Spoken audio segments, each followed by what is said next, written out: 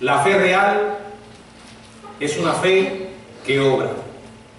Y en ninguna parte de esta carta él pone el énfasis que pone, como en este pasaje de Santiago capítulo 2, del 14 al 26. A tal punto llega Santiago que cada vez que leemos esto, tenemos que preguntarnos: ¿estoy yo manifestando evidencia de mi fe? Es la pregunta. Si dices que crees como debes, entonces ¿por qué te conduces como no debes? Hay dos preguntas claves con las que él comienza en el verso 14. Hermanos míos, ¿de qué aprovechar si alguno dice que tiene fe y no tiene obras? ¿Podrá la fe salvarle? Esta es la sección que contiene la tesis principal del libro, el núcleo. Todo lo anterior a este pasaje es como una flecha que señala hacia adelante, y todo lo posterior como una flecha que señala hacia atrás. Y repito, hace dos preguntas retóricas sin esperar respuesta, pero a punto de dar una. Hermanos míos, ¿de qué sirve a uno alegar que tiene fe si no tiene obras? ¿Podrá la fe salvarle? Bueno, las personas pueden llamarse cristianas y aducir que son parte de la fe, pero no tener ningún resultado genuino que demuestre a los que lo rodean la autenticidad de su fe. Y esto es lo que Santiago está preguntando.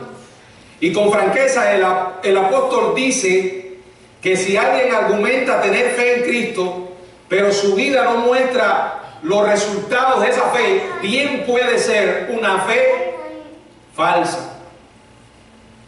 Y ahí viene la segunda pregunta: ¿acaso podrá esa fe salvarle? Quiero que entiendan algo. Esa fe de la que él está hablando es una fe falsa, porque dice: ¿de qué aprovechar alguno si dice? Fíjense que él dice, cómo aparece presentado en la Biblia. Dice que tiene fe y no tiene obras. ¿Podrá esa fe salvarles? No es que somos salvos por las obras. La Biblia es clara en eso. Y en unos minutos vamos a explicar la enseñanza de Pablo al respecto. Pero lo que sí es cierto es que cuando uno ha conocido a Jesucristo hay evidencia, hay resultados. ¿Por qué? Porque ese es el medio a través del cual vamos a impactar al mundo. Eso es lo que realmente el Señor tenía en mente cuando dijo: ustedes son la luz del mundo y la sal de la tierra. Dos elementos que no son llamativos, sin embargo ejercen una poderosa influencia. Donde no están, se nota su ausencia inmediatamente. Y así ocurre con el cristiano. ¿Podrá la fe salvarle? O sea, la fe de la que él está hablando, una fe que no tiene obras, una fe que alguien dice tener. Ahora quiero que observemos, porque en el pasaje que sigue, los versos del 15 al 20, él muestra cuatro características de una fe auténtica. En primer lugar, la fe genuina no es indiferente, sino que interviene. Verso 15 y verso 16. Y si un hermano o una hermana están desnudos y tienen necesidad del mantenimiento de cada día, y alguno de vosotros le dice: id en paz, calentados y saciados, pero no le dais las cosas que son necesarias para el cuerpo, ¿de qué aprovecha? Ahora quiero que observen algo. No es que vamos a entrar al cielo por las buenas cosas que hacemos. Es que como ya somos cristianos, entonces comienza una evidencia de ese cristianismo. Comienzan los frutos, comienza el resultado. La fe genuina es una fe que interviene. Santiago está poniendo la cosa fácil, porque no está hablando de ayudar a un pagano ingrato o a un blasfemo perverso. Él está hablando de quién: hermanos y hermanas, miembros del cuerpo de Cristo, que necesitan ropa y comida. Él dice: si nosotros realmente tenemos a Jesús, no podemos decirle que te vaya bien. Abríguense, y coman hasta saciarse. Eso es falso. Eso es un engaño. Primera de Juan, capítulo 3, verso 17, dice la palabra: pero el que tiene bienes de este mundo y ve a su hermano tener necesidad y cierra contra él su corazón, ¿cómo mora el amor de Dios en él? Es cierto que estamos viviendo en una época de engañadores, estafadores. Constantemente la gente le viene a pedir dinero. Personas que cayeron usted no sabe de dónde. Y debido a eso, el amor se ha ido enfriando. Pero la realidad es que a veces queremos manifestar un amor extraordinario con ese tipo de personas. Pero déjenme decirle algo. Si nosotros realmente queremos servir, la Biblia nos pone el desafío de hacerlo a nuestros hermanos. Aquellos que vemos en la iglesia, que los conocemos, que sabemos realmente de su necesidad. Y la mayoría de las veces no son personas que andan publicando que tienen una necesidad. Uno se da cuenta. La fe genuina no es indiferente, sino que interviene. La fe genuina no es independiente, sino un compañerismo. Verso 17. Así también la fe, si no tiene obra, es muerta. Es un compañerismo en el sentido de que viene junto con ¿qué? Con las obras. No está sola. No está sola. Porque cuando no está acompañada por obras, este tipo de fe que menciona en el verso 17 podría marcarse entre comillas, porque no es una fe verdadera. Es el tipo de fe que tienen los demonios. Los demonios también creen y tiemblan, pero nada más, no tienen una fe salvadora. Dice que este tipo de fe es muerta. Ahora, la fe genuina no es invisible, sino que se ve. Verso 18. Pero alguno dirá: tú tienes fe y yo tengo obra. Muéstrame tu fe sin tus obras y yo te mostraré mi fe por mis obras. O sea, Santiago desecha ese concepto que algunos tienen: yo guardo mi fe para mí mismo, ¿verdad? Yo no llevo la religión sobre la camisa. Y si hay alguien que piensa de una manera diferente, poniendo en práctica su fe, lo ven como un fanático. Ayer estaba leyendo algo que me impactó. Es una historia que leía en este libro y me impresionó tanto que decidí compartirlas con ustedes. Algo muy sencillo, pero creo que ilustra muy bien el punto de lo que estamos hablando. Y como no quiero que se pierda ningún detalle, la traje exactamente, traje el libro y se las voy a leer exactamente como la leí. Es una historia conmovedora escrita por el pastor David Jeremías, acerca del fundador de un ministerio llamado Visión Mundial. Es una agencia internacional de ayuda. Este hombre se llama Bob Pierce y tenía leucemia avanzada, pero fue a visitar a un colega en Indonesia antes de morir.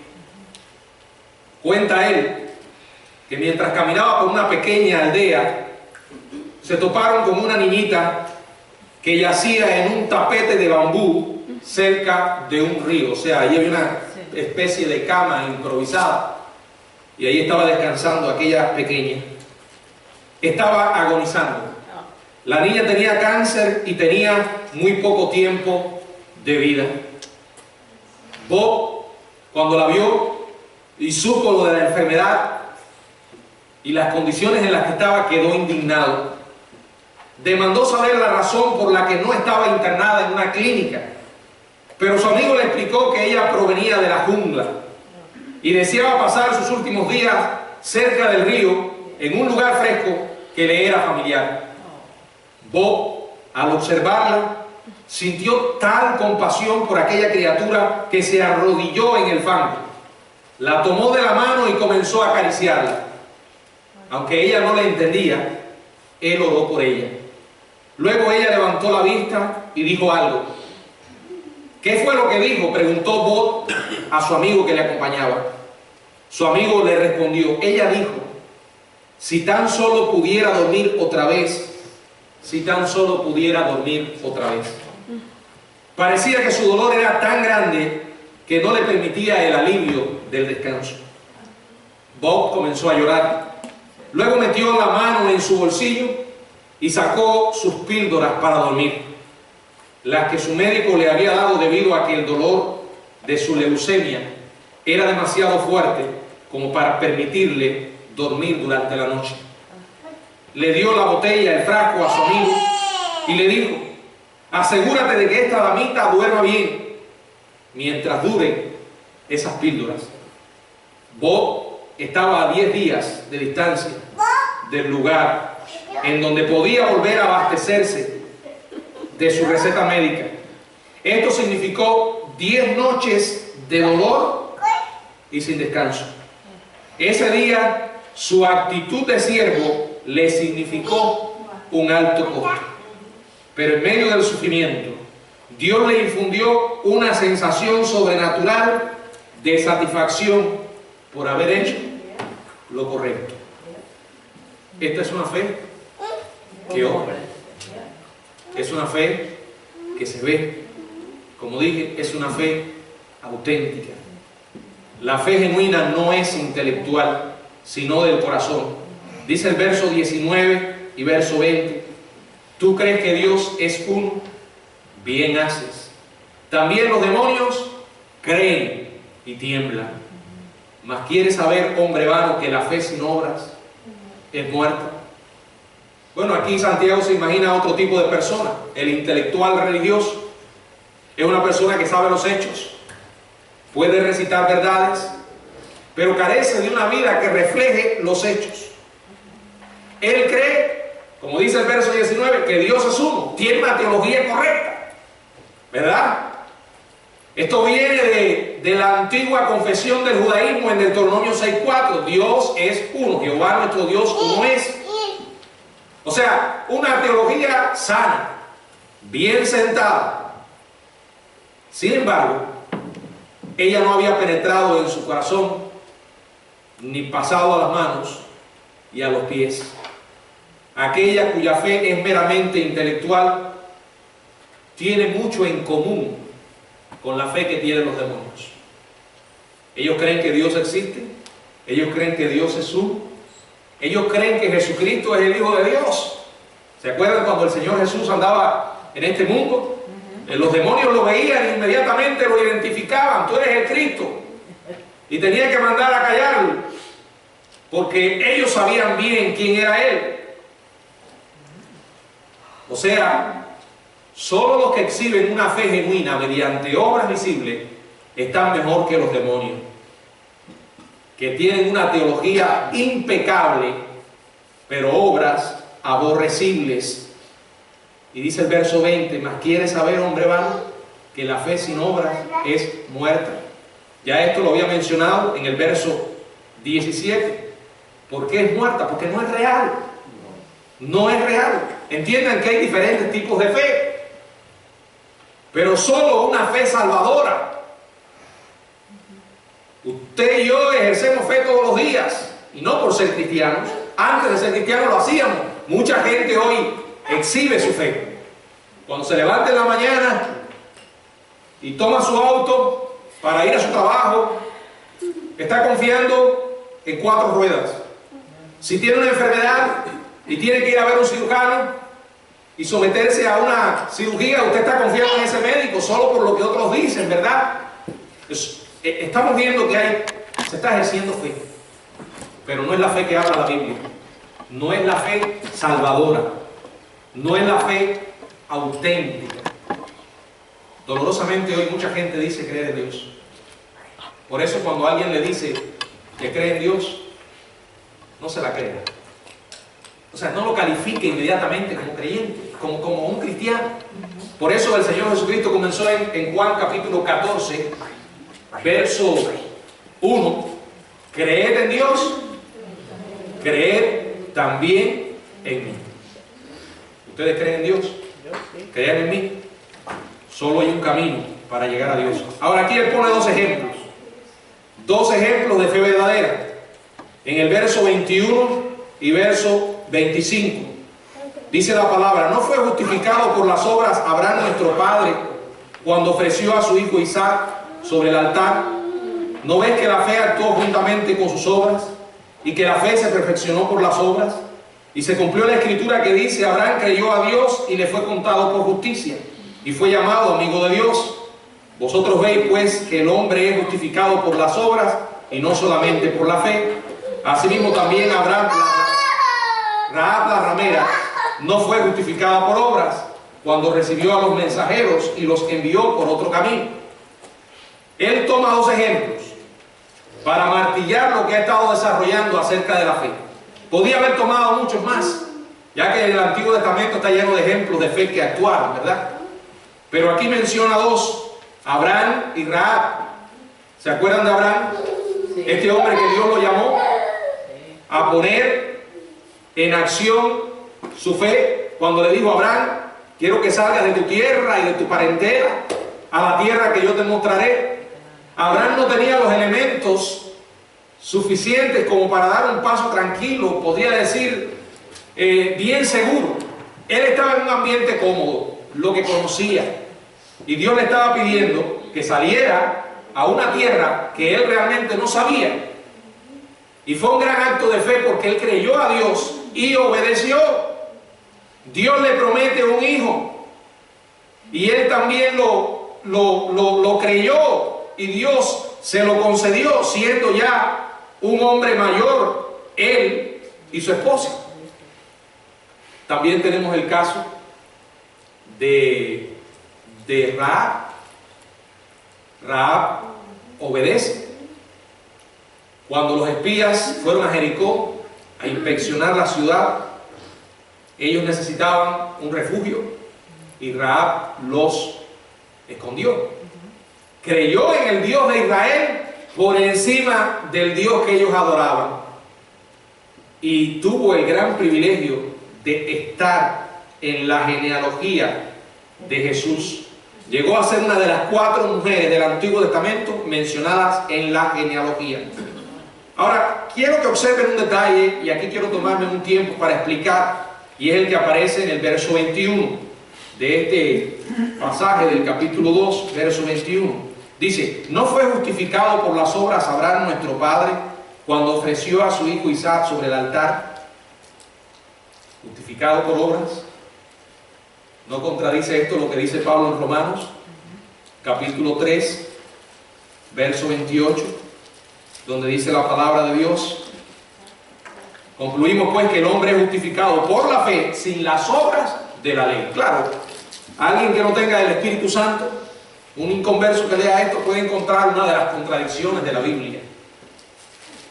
Pero queremos tomarnos tiempo para explicar esto. Luego Santiago dice en el capítulo 2, verso 24: vosotros veis pues que el hombre es justificado por las obras y no solamente por la fe. ¿Está Santiago negando la existencia del Evangelio de la Gracia? ¿Se habrá equivocado Pablo? Bueno, hay que partir de una premisa: la Biblia no se contradice. La Biblia no contiene errores. Por eso, cuando un pasaje parece decir algo en contra de la verdad revelada, tiene otro significado, debe tener otro significado, pero no el que uno puede darle por una lectura simple y superficial. Santiago no está cuestionando a Pablo, ni Pablo corrigiendo a Santiago. Entonces, ¿cómo reconciliamos lo que parece ser una diferencia en nuestra mente en este siglo XXI?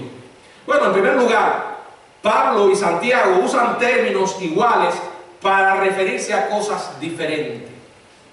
Por ejemplo, Pablo, cuando habla de fe, en ese pasaje de Romanos 3:28, está hablando a la raíz de la salvación, al comienzo de la salvación. La Biblia enseña que uno es salvo por fe y nada más que fe.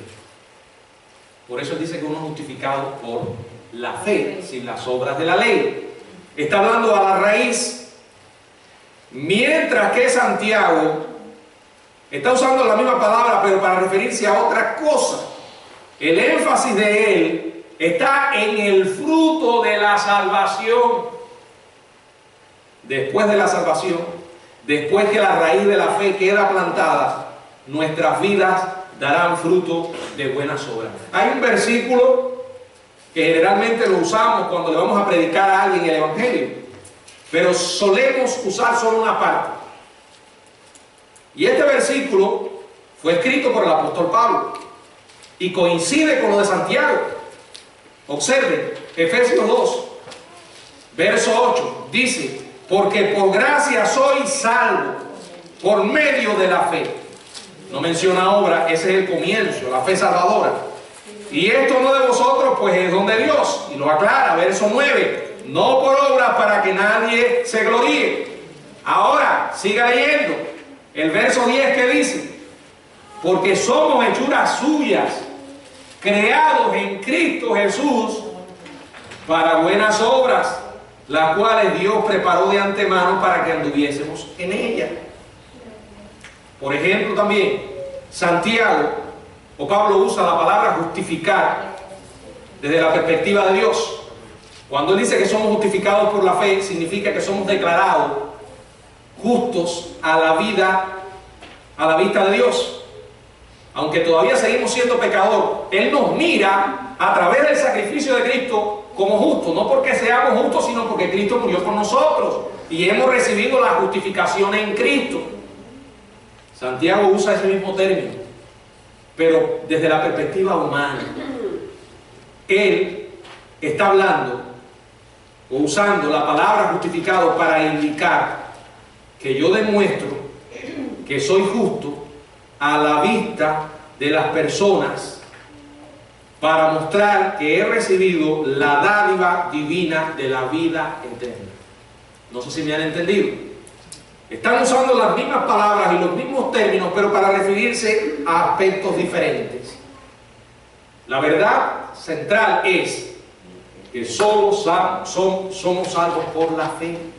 Fíjense, no es fe y obras, no es obras y después fe, no. Es fe y solo fe. Yo siempre trato de ilustrar esto de esta manera. Imagínense un tren. Viene la locomotora, ¿verdad? El motor que mantiene a ese tren andando. Y después vienen los vagones. El motor lo podemos llamar la fe. Primero es la fe. Pero inmediatamente cuando viene la fe, vienen enganchados otros vagones que son las obras. ¿Qué sucede? Que si no hay obra es porque no hubo fe. Yo sé que quizás a la mente de alguno todavía esté trabado esto, pero la verdad que usted tiene que recordar es esto: solo llegamos al cielo por la fe, por creer en Jesucristo. El ladrón en la cruz no tuvo oportunidad de hacer absolutamente ninguna obra. Creyó en alguien que desde el punto de vista humano era un fracaso. Sus discípulos lo abandonaron y estaba colgando de una cruz. Y él creyó y le dijo: Señor, cuando venga, acuérdate de mí cuando vengas en tu reino. Primero había comenzado a burlarse, después fue cambiando y dejó solo a aquel que se estaba burlando, y él le creyó. Y Jesús le dijo: hoy estarás conmigo en el paraíso. No tuvo oportunidad de hacer obras. Ahora, la realidad es que si él hubiera tenido la oportunidad de descender de la cruz vivo, se hubiese bautizado y hubiese comenzado a vivir una vida cristiana auténtica. Y ahí el porqué. El bautismo no nos salva, pero todo salvo desea bautizarse. Es que esa es la reacción que se produce en una fe auténtica. Ahora, ¿por qué? ¿Por qué las obras como resultado de la fe? Dije al principio y lo repito, porque ellas demuestran esa fe. Por ejemplo, usted no puede saber la cantidad de fe que tiene una persona. Usted no puede venir a decirme: yo tengo 30 libras de fe. No se puede medir, porque es algo espiritual. Ahora, ¿de qué manera se puede medir? Con las acciones. Pero puede suceder, y ese es el punto, que alguien esté envuelto en acciones y sin embargo no tenga una fe auténtica. También puede ocurrir eso. ¿Qué puede estar pasando con esa persona? Que puede pensar y decir: bueno, yo voy a ganar el cielo porque yo ayudo a los pobres, porque yo ayudo a los enfermos. Todas esas cosas son válidas, pero no hacen que uno se gane el cielo. Porque dice la Biblia que si tú llegas al cielo por eso, cuando el Señor te vea y te pregunte: ¿por qué te debo dejar entrar al cielo? Tú le dices: bueno, Señor, porque yo daba mucho dinero para la iglesia, Yo ayudaba a los enfermos, visitaba a los presos. Esa no es una respuesta correcta. Eso está bien. Pero la respuesta correcta es: Señor, estoy aquí por tu gracia. Estoy aquí porque tú me salvaste, porque tú moriste en la cruz. Ahora, todas esas cosas yo las hago porque te amo. Ese es el resultado de la fe. Porque si usted llega al cielo por las buenas obras, entonces la gloria se la lleva a usted. Y en segundo lugar, porque las obras son la manera como nosotros vamos a impactar el mundo. Y termino con una segunda historia de este mismo libro, que también nos representa el impacto que puede producir nuestras obras como resultado de la fe. Yolanda Lugo es un ejemplo. 4 años antes de que conversara con ella por primera vez, dice el escritor del libro, había desarrollado una enfermedad de Hodgkin, que es un cáncer en el sistema linfático. Para una mujer de 21 años de edad, que apenas comenzaba a disfrutar la vida, esto fue un diagnóstico devastador. En especial porque los médicos le advirtieron que la enfermedad ya se había propagado extensamente por su cuerpo. Yolanda me contó cómo había pedido a Dios que le concediera la fortaleza para combatir su enfermedad y que Él lo había hecho. Le concedió el valor y la fortaleza al someterse a la quimioterapia, tratamiento radiactivo, cirugía. Con el paso del tiempo el cáncer entró en remisión. A pesar de su sufrimiento, Yolanda mantuvo vivo su sueño de convertirse en oficial de policía de la ciudad de Nueva York. Perseveró debido a su deseo de servir y proteger, como un lema del cuerpo policial. Y finalmente, a la edad de 24 años, fue seleccionada para unirse al departamento de policía. Se trató de un triunfo personal para ella, pero jamás previó la forma en la que Dios escogería utilizar su enfermedad para lograr algo que nadie más podría haber hecho. El drama se desencadenó cierto día en el que Yolanda conducía de vuelta a su hogar sobre el puente, un puente que conecta la isla Staten con Brooklyn.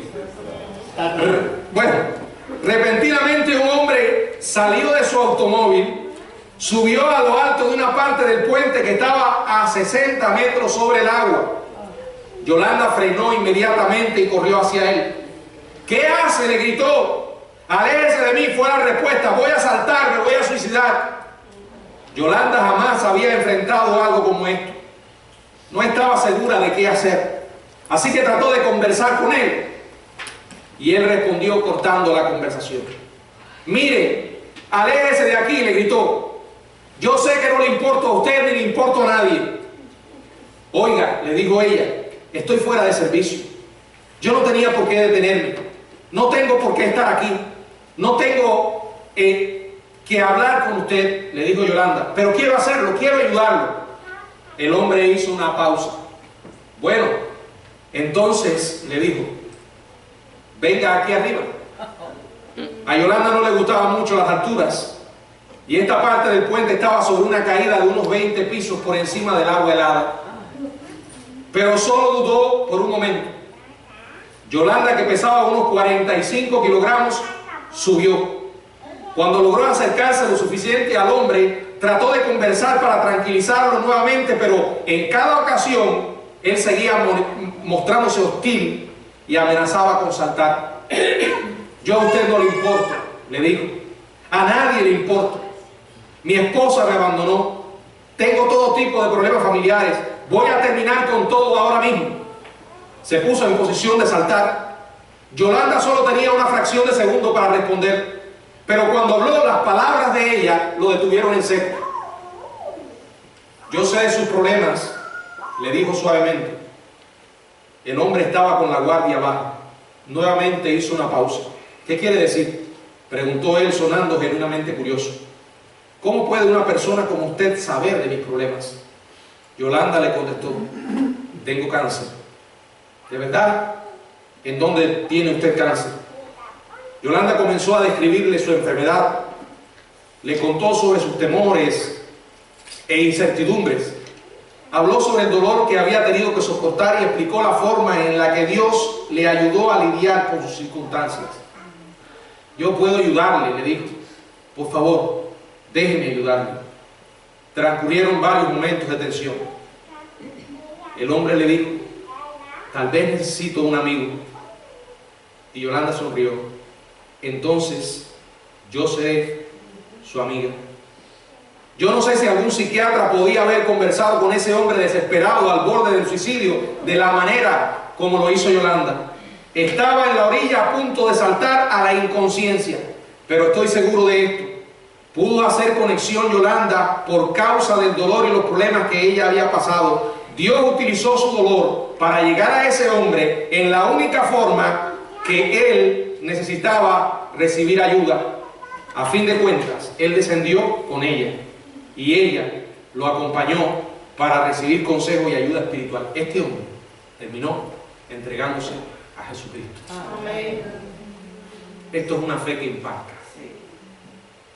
¿Se dan cuenta el por qué Santiago martilla una y otra vez en los resultados? Porque no es lo que decimos, sino cómo vivimos, lo que va a dejar una huella profunda en el corazón del inconverso.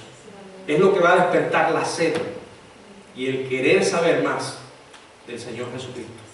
Que el Señor nos ayude a vivir también en una fe que obra.